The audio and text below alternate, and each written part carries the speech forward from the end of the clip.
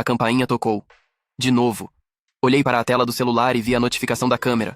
Os filhos da minha prima estavam na porta, sozinhos. De novo. Mas dessa vez, eu não ia abrir. Minha prima continuava deixando os filhos comigo sem pedir. Então instalei uma campainha com câmera e comecei a ignorar a porta. Ela me mandou uma mensagem. "Por que você não está atendendo?" Respondi. "Porque você não pediu primeiro. Achei que isso resolveria o problema. Até que o filho dela me ligou, assustado e sozinho, dizendo que a mãe nunca voltou." Para dar um pouco de contexto, tenho 41 anos e moro nos arredores de Pittsburgh, Pensilvânia. Sou mãe solteira de 2 filhos, um de 12 e outro de 9 anos. Minha vida era ocupada, mas gerenciável. Pelo menos até minha prima Lila decidir que eu era sua babá particular. Lila é filha da irmã da minha mãe, e éramos próximas quando crianças. Mas enquanto eu cresci, consegui um emprego estável e foquei em criar meus filhos, Lila pulava de uma confusão para a outra. Ela teve 3 filhos com um ex, um cara mais interessado em cerveja e videogames do que em ser pai. Depois da separação, ela voltou para nossa cidade natal, e foi aí que minha vida ficou muito mais complicada. No começo, eu não me importava em ajudá-la.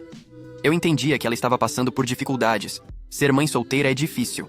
Ela me pedia para ficar com as crianças enquanto ia a entrevistas de emprego, e eu dizia sim. Às vezes ela vinha jantar e eu mandava sobras para ela levar para casa. Mas as emergências começaram a ficar mais frequentes, até que deixaram de ser emergências. Tudo começou de maneira inocente. Ela mandava mensagem de manhã. "Ei, tenho uma consulta médica, pode ficar com as crianças por 1 hora?" Eu dizia sim, sem problema. Depois passou a ser mensagens de última hora sobre coisas que precisava resolver, mas ela só voltava depois de horas. Uma vez, disse que ia deixar as crianças por um tempinho e só apareceu às 21 horas. Tive que alimentá-las, dar banho e colocá-las para dormir. Meus próprios filhos começaram a perguntar: "Por que eles sempre estão aqui?" Eu deveria ter imposto limites antes, mas fui deixando passar. Dizia a mim mesma que ela só precisava de um tempo para se reerguer, mas no fundo, eu sabia o que estava acontecendo. Ela não estava tentando arrumar a vida, estava jogando suas responsabilidades em cima de mim porque era mais fácil do que lidar com elas.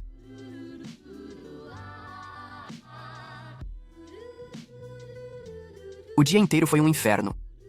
Meu chefe não me deu 1 minuto de paz, minha cabeça latejava e tudo o que eu queria era um momento de descanso.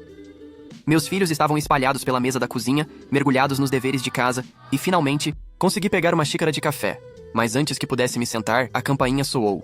Era Lila, com o bebê no colo e os outros 2 já correndo pelo meu quintal. Ela nem hesitou. Me lançou um olhar rápido e soltou: "Preciso resolver uma coisa. Volto mais tarde." Sem explicações, sem perguntar se eu podia, sem nem parecer se importar. Antes que eu pudesse reagir, enfiou o bebê nos meus braços, virou as costas e foi embora. Chamei por ela, mas nem se deu ao trabalho de responder. Apenas acenou de longe, como se aquilo fosse algo completamente normal. Enquanto isso, seus filhos entravam correndo na minha casa, sem cerimônia. Fiquei parada, tentando processar. Meu café esfriou enquanto eu digeria o absurdo da situação. Naquela noite, depois de passar o dia cuidando de 5 crianças, sentei-me diante do computador, exausta e furiosa.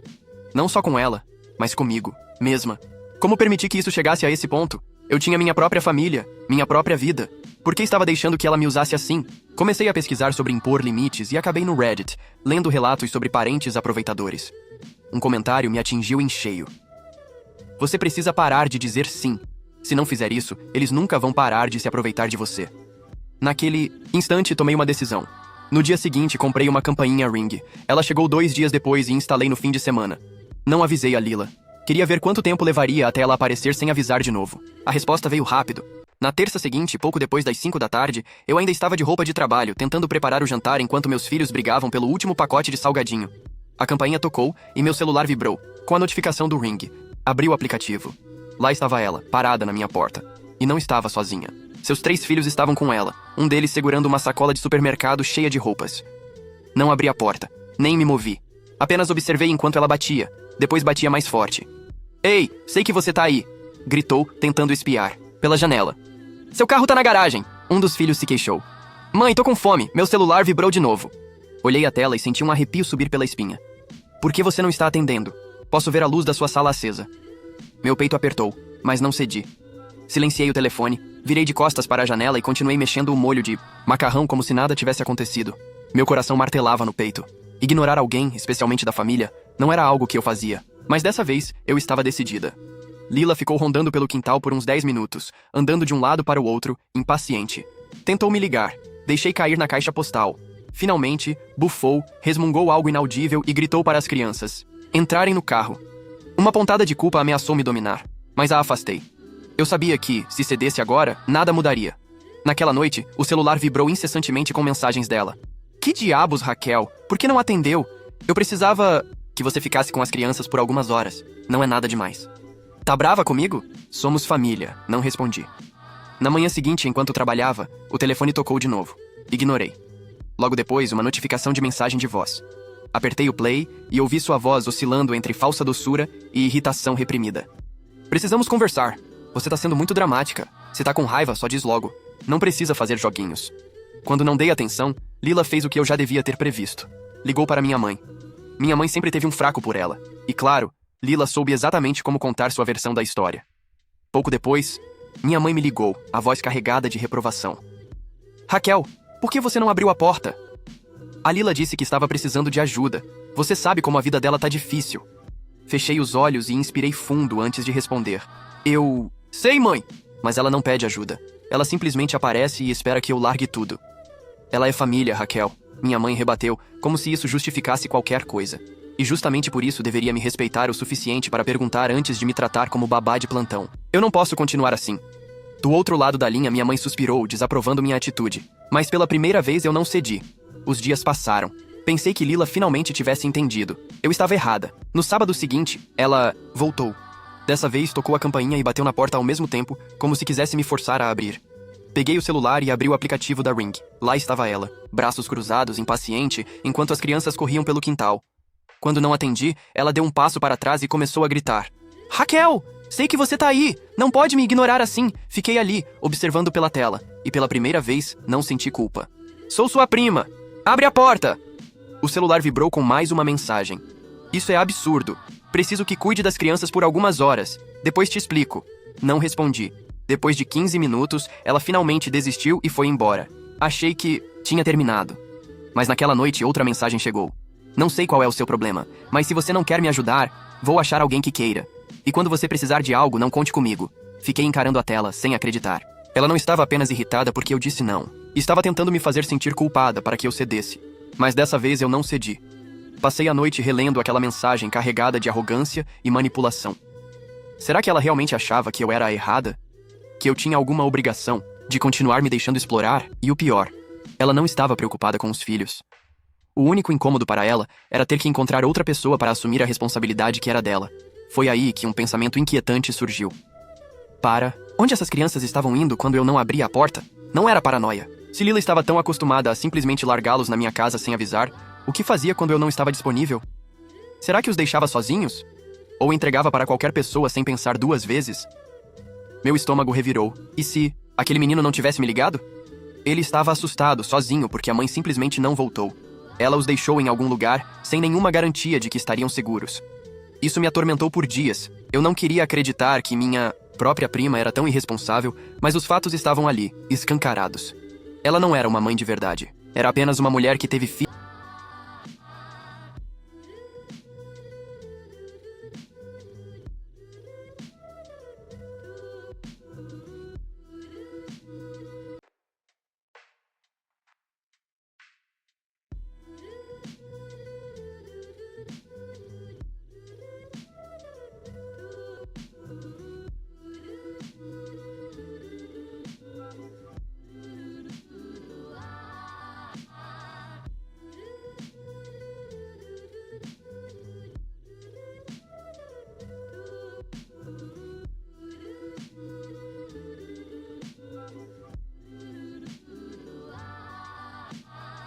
Mencionei os registros de chamadas e mensagens. O agente do conselho tutelar ficou em silêncio por alguns segundos antes de dizer: "Isso é grave. Vamos investigar." E investigaram. Menos de uma semana depois, Lila recebeu uma visita inesperada. Foram até a casa dela, questionaram sobre a rotina das crianças, perguntaram onde estiveram nos últimos dias e com quem haviam ficado. Claro que Lila tentou mentir. Claro que tentou fingir que tudo estava sob controle. Mas o problema é que suas mentiras não se sustentavam. As crianças estavam sujas. A casa, um caos absoluto. Quando perguntaram sobre a escola, descobriram que faltavam frequentemente sem justificativa. E então, pressionaram mais. Foi quando uma das crianças, inocente demais para encobrir a mãe, disse a verdade. Que às vezes, ficavam sozinhos. Que passavam fome. Que já haviam dormido no sofá de desconhecidos. Isso foi o suficiente para que o conselho agisse imediatamente. Lila percebeu que a situação estava fugindo de seu controle e entrou em pânico. Ligou para minha mãe, chorando e gritando que estavam tentando arruinar sua vida. E como sempre, minha mãe acreditou nela. A ligação veio no meio da tarde. Raquel, o que você fez? A voz da minha mãe carregava raiva e incredulidade. Como pôde fazer isso com sua prima? Respirei fundo antes de responder. Fiz o que precisava ser feito, mãe. Ela riu, mas sem qualquer traço de humor. Você denunciou a Lila para o Conselho Tutelar. Agora vão tirar os filhos dela. E você acha isso injusto? Minha paciência estava por um fio. Acha certo uma mãe que abandona os filhos, os deixa sem comida, sem segurança, jogando a responsabilidade em qualquer um que aceite? O silêncio dela durou alguns segundos. Ela só estava passando por dificuldades. Dificuldade não é desculpa para negligência, mas ela é família. E as crianças também são. Minha voz saiu mais alta do que eu queria. E se algo acontecesse com eles? Se um deles se machucasse? Se caísse nas mãos erradas? Você conseguiria carregar essa culpa? Porque eu... Não, minha mãe começou a chorar. Mas dessa vez eu não me abalei, porque pela primeira vez eu sabia que estava fazendo a coisa certa. Antes de desligar, ouvi sua voz embargada dizer entre soluços: Você destruiu nossa família. Mas eu sabia a verdade. Eu não havia destruído nada. Apenas me recusei a continuar sustentando uma mentira. No dia seguinte, recebi uma mensagem de Lila. Eu te odeio. Nunca vou te perdoar por isso. Você arruinou minha vida. Fiquei olhando para aquelas palavras por um instante. Então, finalmente respondi. Não. Você arruinou sua própria vida. E sem hesitar, bloqueei o número dela. Depois, soube que as crianças foram levadas para um lar temporário. O conselho tutelar tentou entrar em contato com o pai, mas ele não queria saber de assumir a guarda. Outro irresponsável, tão inútil quanto Lila. Eventualmente encontraram uma família adotiva para eles. E Lila? Ela tentou brigar na justiça para reaver a guarda, mas não foi longe. Sem um emprego fixo, sem uma casa decente, sem qualquer prova de que era capaz de cuidar dos próprios filhos, perdeu a batalha rapidamente. Ouvi dizer que foi embora para outra cidade, morar com um novo namorado. Nunca mais me procurou. Minha mãe demorou meses para voltar a falar comigo. Quando finalmente o fez, ainda estava ressentida, mas evitou tocar no assunto. No fundo, acho que sabia que eu tinha razão. Só não queria admitir. E eu? Segui em frente. Foi cruel? Talvez. Foi necessário? Sem dúvida alguma. Nos dias seguintes, o caos se instalou. A história se espalhou rapidamente pela família, e como já esperava, fui transformada na vilã. Os telefonemas começaram quase imediatamente. Primeiro, minha mãe. Como eu já sabia o que ouviria, deixei tocar até cair na caixa postal. Depois, vieram os tios, as tias, até primos distantes que sequer falavam comigo, e de repente achavam que tinham o direito de julgar minha decisão.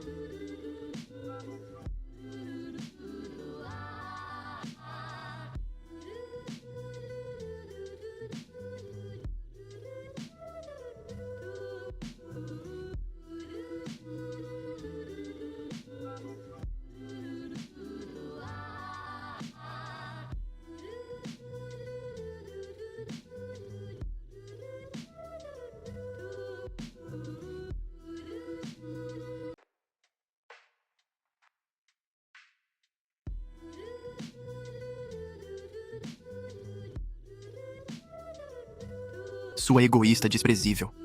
Parabéns, conseguiu o que queria. Fez a Lila perder tudo. Espero que esteja feliz. Engraçado como ninguém parecia se importar com o fato de que ela já havia perdido os filhos muito antes disso. Que aqueles meninos estavam sendo negligenciados há anos. Eu apenas parei de fingir que nada acontecia. Ninguém queria enxergar a realidade, porque isso significaria admitir que a falha não foi minha. Foi da própria família. Então começaram as ameaças. No início, eram apenas indiretas. Comentários sarcásticos nas redes sociais, mensagens anônimas cheias de ódio, mas logo passaram dos limites. Certa manhã, ao sair para o trabalho, encontrei minha lixeira revirada, sacos rasgados e sujeira espalhada pelo quintal. Dias depois, jogaram ovos na minha porta. Eu sabia exatamente quem estava por trás daquilo. Lila pode ser irresponsável e preguiçosa, mas quando se trata de manipular os outros, ela é brilhante. Deve ter se feito de vítima, chorado e gritado para quem quisesse ouvir que a prima cruel destruiu sua vida, que agora estava sozinha, sem nada, injustiçada. E a família caiu direitinho. Um dia, no supermercado, vi um grupo de parentes do outro lado do corredor. Assim que me notaram, as expressões de desprezo foram instantâneas. Uma prima distante, que mal conhecia, pegou o telefone e digitou algo rapidamente. Minutos depois, meu celular vibrou. Era Lila. Espero que esteja satisfeita, mas lembre-se, um dia você também vai precisar de ajuda, e quando esse dia chegar, ninguém estará lá por você. O veneno escorria daquelas palavras, mas o mais chocante, Eu não senti nada, porque naquele instante percebi algo. Eu nunca tive ninguém. Quando precisei de ajuda, ninguém esteve lá. Quando criei meus filhos sozinha, tentando equilibrar trabalho e maternidade, nenhuma alma apareceu na minha porta oferecendo apoio. Mas bastou que a folgada Dalila finalmente enfrentasse as consequências dos próprios atos, e de repente todos se mobilizaram. Foi ali que decidi cortar laços de vez. Bloqueei todos que haviam me enviado mensagens de ódio. Parei de seguir os parentes nas redes sociais. Não gastaria mais um segundo tentando me justificar para quem só via o que queria. Minha mãe tentou se reaproximar algumas vezes, mas as conversas eram sempre as mesmas. Ela nunca admitiu que eu estava certa. Nunca reconheceu que Lila era um desastre ambulante que colocou os próprios filhos em risco. A única coisa que repetia era: você devia ter resolvido isso de outra forma. Outra forma? Passei anos engolindo sapos. Anos deixando Lila se aproveitar de mim, me usando como babá gratuita, empurrando suas responsabilidades para os meus ombros. Quantas chances mais eu deveria ter dado? O mais absurdo disso tudo, se eu tivesse denunciado um estranho por negligência infantil, teria sido aplaudida. Mas porque era uma prima, uma família, o crime virou apenas um erro. Pois bem, eu não jogo esse jogo. E quando enfim tudo se acalmou, quando as mensagens de ódio cessaram e os ataques indiretos diminuíram, me sentei sozinha na minha sala e deixei tudo se assentar. Eu não me arrependia de nada. Pensei nas crianças, mas também pensei em mim. Pela primeira vez fiz algo por mim. Pela minha paz, pela minha sanidade. Eu não sou babá de ninguém. Eu não sou a solução para os problemas de ninguém. E se eu tivesse que fazer tudo de novo, faria exatamente da mesma forma.